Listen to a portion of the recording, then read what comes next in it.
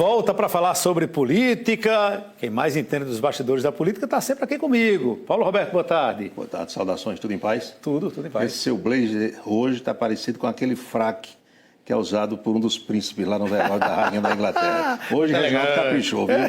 Hoje o Reginaldo caprichou. Anchieta, eu quero começar esse nosso papo de hoje fazendo aqui uns registros que estão, digamos, no extracampo da política. O primeiro deles é me solidarizar com a família do nosso companheiro João Martins, que faleceu ontem. Eu, quando comecei na Rádio Caturité, trabalhava com o João Martins.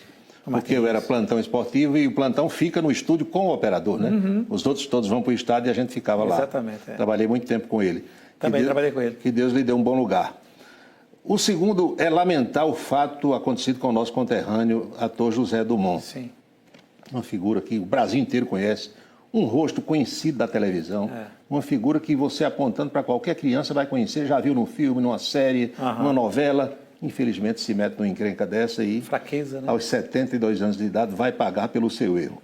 E o outro tema é que um telespectador me abordava agora às 11 horas da manhã em relação a um julgamento que começou no Supremo Tribunal Federal, no plenário virtual, sobre a história da suspensão do ministro Fachin sobre aquele decreto das armas do presidente Bolsonaro. Porque ontem foi concluído o julgamento da suspensão do piso dos enfermeiros. Sim. E começou o julgamento da história das armas no mesmo plenário virtual, uma semana.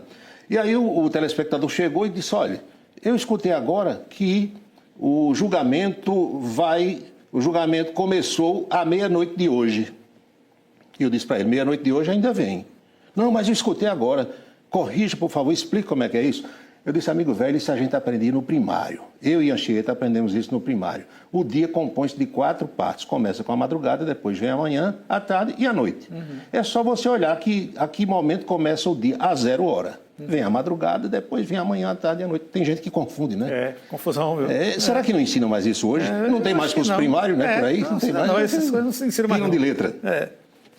O presidenciável Ciro Gomes está em Campina Grande. Pousou agora por volta das 11 horas, dirigiu-se ao calçadão da Cardoso Vieira, acompanhado de André Ribeiro, candidato ao Senado, e Pedro Cunha Lima, candidato a governador. Nesse momento deve estar lá, né? Está lá, disse que ia tomar um cafezinho.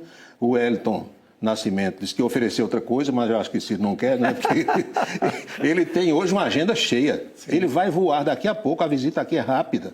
3 horas da tarde ele tem um compromisso em Belém, capital do Pará. E em seguida voa para Macapá, que é a capital do Amapá. Veja que a agenda dos presidenciáveis está super lotada, né? Sim. Mas vem aí, vem bater um papo com o pessoal, vem dar entrevista, está cumprindo o papel dele de candidato à presidência da República. Hoje tem mais 2 pesquisas. A semana inteira foi assim. Segunda para cá, 2 todo dia.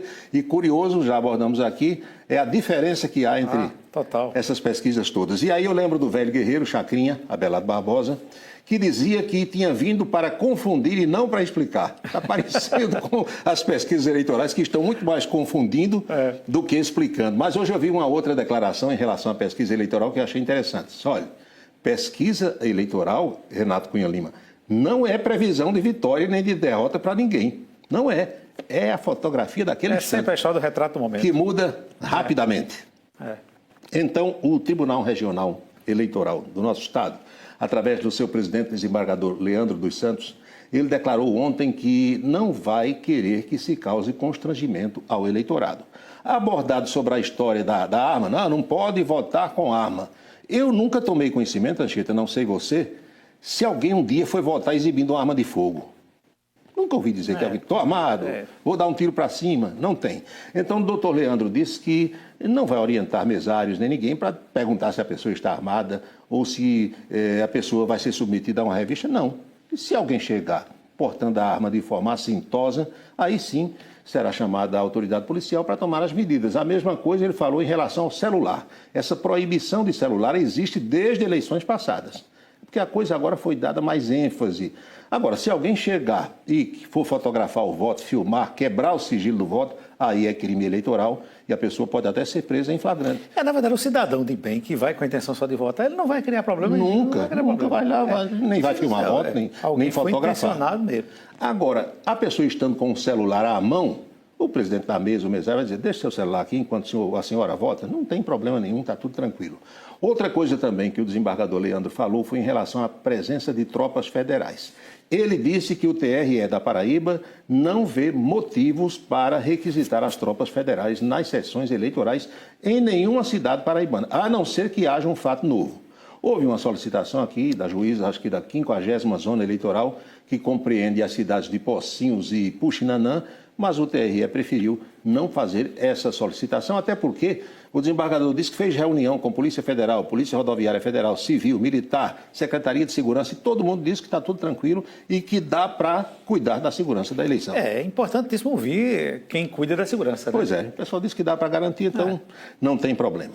20 urnas, apenas 20 das que serão usadas aqui no estado da Paraíba, passarão por aquele processo de, digamos, uma auditoria, uma fiscalização, utilizando a biometria dos eleitores. Acha um pouco, apenas 20 urnas, mas o pessoal acha que dá para comprovar que o processo é uma amostragem pequena, mas que ninguém vai duvidar do processo. Isso está acontecendo no Brasil todo e, só para você ter uma ideia, são cerca de 40 mil urnas utilizadas no Brasil. Então, a amostragem é pequena, mas os técnicos dizem que é apenas para fazer uma comprovação. Até a tarde de ontem, os candidatos aqui do estado da Paraíba tinham feito uma prestação de contas de 124 milhões de reais. Primeira etapa, né? Porque tem as fases da prestação de contas. Até agora, torraram 124 na campanha. É claro que já gastaram mais, mas na segunda etapa nós vamos ter conhecimento de... Uns reclamam que receberam pouco, tem outros que são bafejados pela sorte que receberam muito mais e estão gastando aí com material gráfico, contratação de pessoas e essa coisa toda. Pois é. Pergunta de hoje, sexta-feira. Eleitora aqui de Campina Grande, telespectadora nossa, pergunta: por que nós só temos uma mulher governando um estado no Brasil? É a paraibana Fátima Bezerra, que é aqui de Nova Floresta, daquela região ali, Nova Palmeira. Na divisa, né? E que é governadora potiguara e está à frente em todas as pesquisas com chance de reeleição. É verdade. O que é que a gente pode responder a essa telespectadora? Porque difícil, o maior número de eleitores do Brasil é composto de mulheres. 53% em média. As mulheres, algumas se candidatam. Aqui na Paraíba nós temos uma candidata. O que eu pude responder é que é só os eleitores votar. O pessoal é escolhido. Então, se elas realmente só votassem mulher, se votasse mulher, elas iam governar tudo, né? Nós tivemos Rosiana Sarney, todo mundo lembra, lá no Maranhão. Tivemos Ieda Cruzius no Rio Grande do Sul, eu lembro que foi um desastre do meio para o fim o governo dela. Bem complicado. Né? E talvez o exemplo da ex-presidente Dilma Rousseff não tenha sido muito bom e algumas mulheres preferem votar em homens. Não sei se é isso. É difícil de explicar, tem até a questão cultural mesmo, histórica no Brasil, né? Nós sabemos que as mulheres são mais cuidadosas, mais detalhistas, né? E, não sei, só os eleitores é que podem explicar isso aí.